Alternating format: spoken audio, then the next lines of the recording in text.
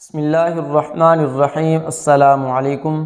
میں ہوں آپ کا میزبان مولانا محمد ابرار انصاری اور آپ دیکھ رہے ہیں ہمارا یوٹیوب چینل روحانیات میڈیا۔ تو اگر ابھی تک آپ نے ہمارا چینل سبسکرائب نہیں کیا تو ہمارے چینل کو سبسکرائب کر دیں اور ویڈیو کو لائک کر دیں اور ساتھ ہی ساتھ بیل آئیکن کو بھی پریس کر دیں تاکہ ہر نئی ویڈیو کی نوٹیفیکیشن آپ تک بروقت پہنچتی رہے۔ تو چلیں ویڈیو شروع کرتے ہیں۔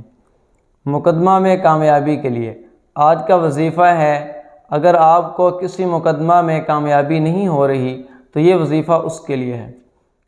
اعوذ باللہ من الشیطان الرجیم، بسم اللہ الرحمن الرحیم۔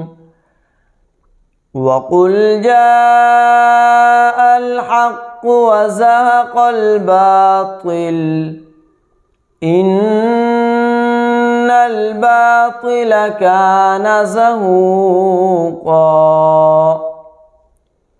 وَقُلْ جَاءَ الْحَقُّ وَزَهَقَ الْبَاطِلُ إِنَّ الْبَاطِلَ كَانَ زَهُوقًا۔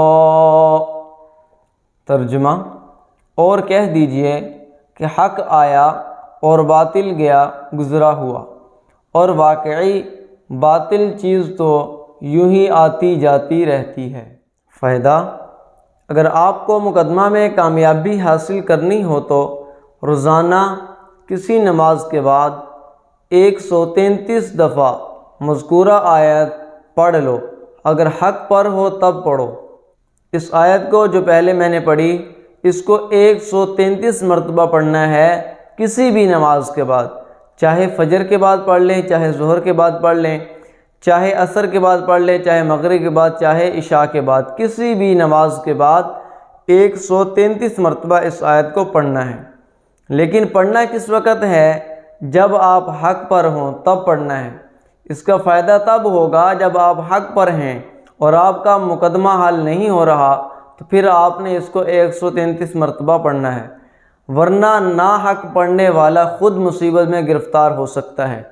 یعنی اگر آپ حق پہ نہیں ہیں، آپ ناحق ہیں، آپ کو پتہ ہے کہ میں حق پہ نہیں ہوں، تو پھر بھی آپ اس آیت کو پڑھ رہے ہیں تو پھر آپ مصیبت میں گرفتار ہو سکتے ہیں۔ کسی مصیبت میں الٹا وہ مقدمہ آپ کے اوپر ہو جائے، آپ کا کوئی نقصان اور ہو جائے، تو اس سے بہتر ہے کہ یہ آپ اگر حق پہ نہیں ہیں تو یہ وظیفہ نہ پڑھیں۔ اگر آپ حق پہ ہیں تو پھر اس وظیفہ کو 133 مرتبہ کسی بھی نماز کے بعد پڑھ لیں۔